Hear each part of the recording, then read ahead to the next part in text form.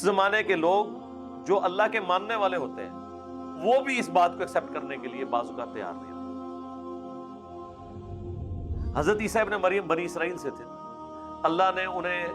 مسیحا بنا کر، منجی اور ہادی بنا کر بنی اسرائیل کے لیے بھیجا۔ یہودیوں کے پاس پروفیسیز موجود تھی کہ ہمارے اندر ایک مسیح آئے گا، وہ آگے چلا گیا، وہ آج تک انتظار میں ہے، اور جب دجال آئے گا نا وہ ہوگا مسیح الدجال، جھوٹا مسیح، کیونکہ حضرت عیسیٰ بھی مردے زندہ کرتے تھے، وہ بھی مردے کو زندہ کرے گا، لیکن وہ جھوٹا مسیح عیسیٰ ابن مریم سچے مسیح، وہ اس کو اپنا مسیح مان لیں گے۔ تو عیسیٰ ابن مریم جب بیت المقدس میں جا کے ان کی غلطیاں ان پہ ہائی لائٹ کرتے تھے تو بجائے یہ کہ ان کی بات کو قبول کرتے، ان کے کفر کے فتوے انہوں نے جاری کر دیے۔ اللہ تعالیٰ نے غیبی طور پہ ان کی مدد کی اور انہیں زندہ آسمانوں پر اٹھایا، ادروائز وہ تو قتل کر دیتے۔ تو وہ تو پیغمبروں کے ماننے والے تھے جو بیت المقدس میں بیٹھے ہوئے تھے، کوئی بت پرست تو نہیں تھے، حضرت موسیٰ کے ماننے والے تھے، لیکن حضرت عیسیٰ علیہ السلام نے ان کی دم پہ پاؤں رکھ لیا تھا۔ حرام خوریوں سے، برائیوں سے، پیسے لے کے جھوٹے فتوے دینے سے انہوں نے روکا۔ انہوں نے کہا جناب کوئی میٹھی میٹھی باتیں کرو، فضائل اعمال پڑھو، یہ کیا کہہ رہے ہو آپ؟ یہ تو ہم نہیں سنیں گے۔ تو مجھے بتائیں، اگر حضرت عیسیٰ ابن مریم سے کوئی شخص حق بات سننے کے لیے تیار نہیں ہے تو میں تو شاہی کوئی نہیں۔ وہ کہتے ہیں بابے تو شاہی کوئی نہیں، میں بھی کہوں گا یار میں تو شاہی کوئی نہیں، تسی بھی شاہی کوئی نہیں، آپ سے کس نے سننی ہے بات؟ نہیں چھوڑیں گے۔ ایک بڑی رکت انگیز حدیث ہے صحیح مسلم کی، عبداللہ ابن مسعود کہتے ہیں، میں نے اپنے کربلا والے ریسرچ پیپر میں یہ حدیث ڈالی ہوئی ہے کہ نبی علیہ السلام نے فرمایا تھا جب کبھی بھی دنیا میں اللہ کا کوئی پیغمبر آیا نا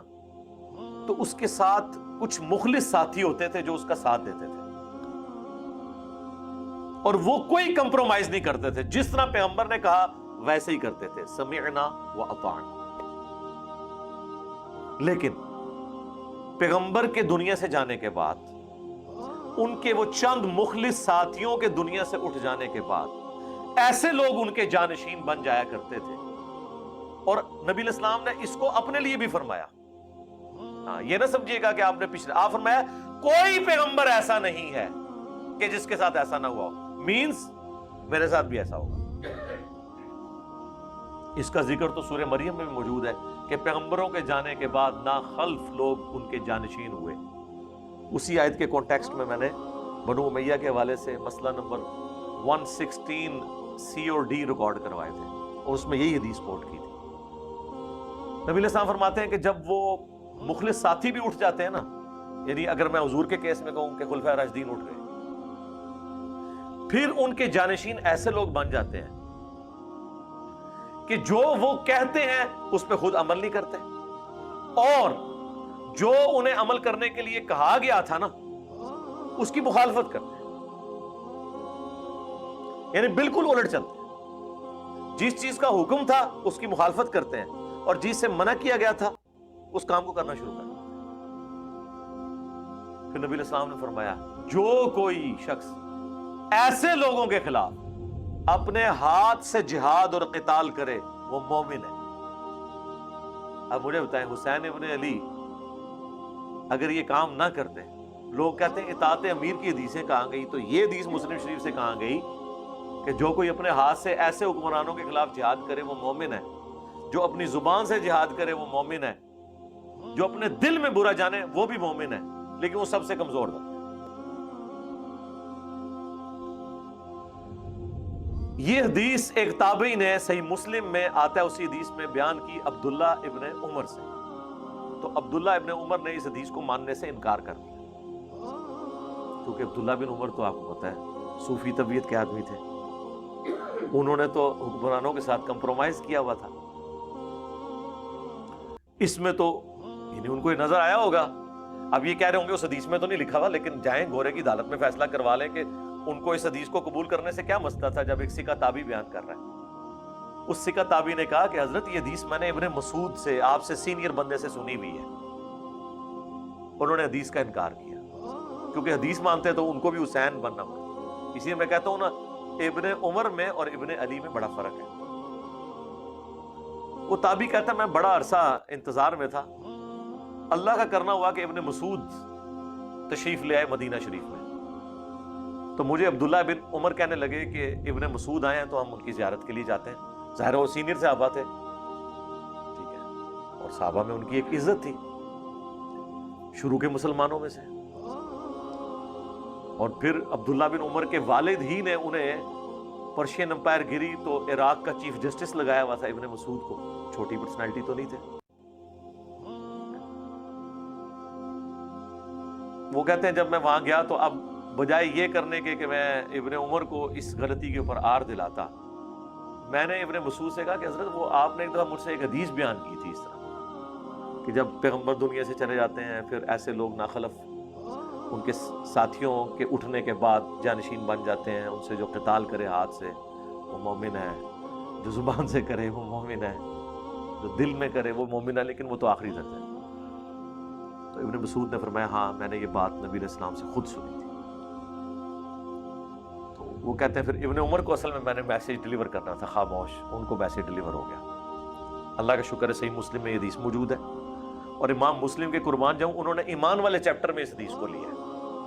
شروع کی 177 175 یہ نمبرنگ ہے اس کی، اور یہ میں نے پمفلٹ میں ڈالی ہوئی ہے پورا ایک مقدمہ بلڈ کرنے کے لیے۔ اب حسین ابن علی تو یہ سوچتے تھے کہ میرے نانا دین کے کسٹوڈین ہیں، امام الانبیاء ہیں، میں ان کا بچہ ہوں، ہمارے گھر سے دین پوری دنیا میں بٹا ہے، اگر میں کمپرومائز کر لوں حاکم وقت کے ساتھ تو اس کا مطلب ہے کہ اس کی بری حکومت لیجیٹمائز ہو جائے گی۔ لوگ کہتے ہیں نا کہ جی حسین ابن علی کو کیا مسئلہ تھا، جب باقی لوگوں نے بیعت کر لی تو حسین ابن علی بھی کر لیتے۔ جب مودودی صاحب کے سامنے کسی نے جملہ بولا تو مودودی صاحب نے فرمایا میں تم سے یہ پوچھتا ہوں کہ جب حسین ابن علی نے بیعت نہیں کی تو باقی لوگوں نے کیوں کر لی؟ کیونکہ وارث رسول تو وہ تھے، علمی وارث۔ ویسے تو دین وراثت میں نہیں جاتا، لیکن اہل البیت کو تو اللہ نے چنا ہے نا۔ پھر جنتی نوجوانوں کے سردار اس منصب پہ تھے، حسین ابن علی نے پھر کمپرومائز نہیں کیا۔ جب صلح حسن کی آخری شرط بھی ٹوٹ گئی تو انہوں نے پھر یزید کے خلاف قیام کیا۔ خروج کا لفظ ویسے نٹوریس ہے، برے قیام کو خروج بولا جاتا ہے جیسے خوارج نے کیا۔ جو اچھا قیام ہے اس کے لیے قیام کا لفظ استعمال ہوتا ہے، خروج کا نہیں ہوتا۔ لیکن اگر کوئی اسے یوز بھی کر لے، برے حکمران، ویسے ٹرمنالوجی کے طور پہ یوز ہوتا ہے حکمرانوں کے خلاف خروج۔ وہ کہتے ہیں جب تک کفر بوا نہ دیکھیں کوئی کھلا کفر تو حکمرانوں کے خلاف خروج جائز نہیں ہے، اور ایک کفر بوا ہو تو خروج جائز ہے۔ وہ جو خروج جائز ہوتا ہے نا اسی کو قیام بھی کہا جاتا ہے۔ اس لیے آپ دیکھیں اہل تشیع خروج حسینی نہیں، قیام حسینی ٹرم بولتے ہیں، مختار سقفی کا قیام بولتے ہیں، وہ خروج نہیں بولتے کیونکہ وہ نٹوریس ٹرم کے طور۔ اس سے پہلے بھی وہ آیت گزر چکی ہے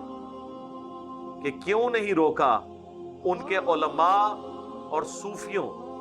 یعنی رہبان نے ان کو حرام خوری کرنے سے اور برے اعمال کرنے سے۔ اب مجھے بتائیں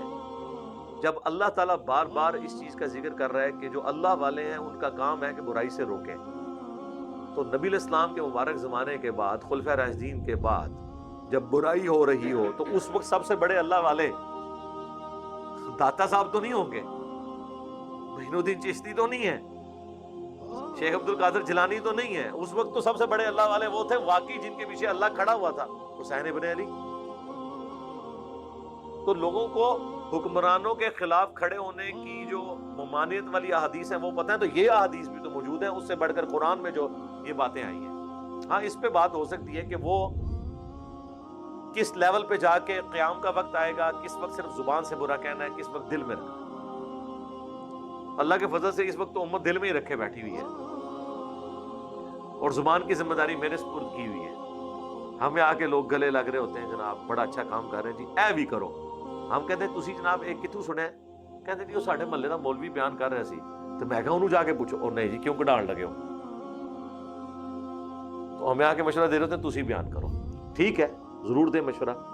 ظاہر ہے اللہ نے سب کو حالات و واقعات ایسے نہیں دیے۔ اب ہم تو اس ایک مشکل میدان میں اتر پڑے ہیں،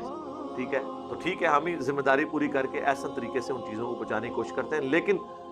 عام آدمی بھی بھوکا شیطان نہ بنے، اپنے اپنے فریم آف ریفرنس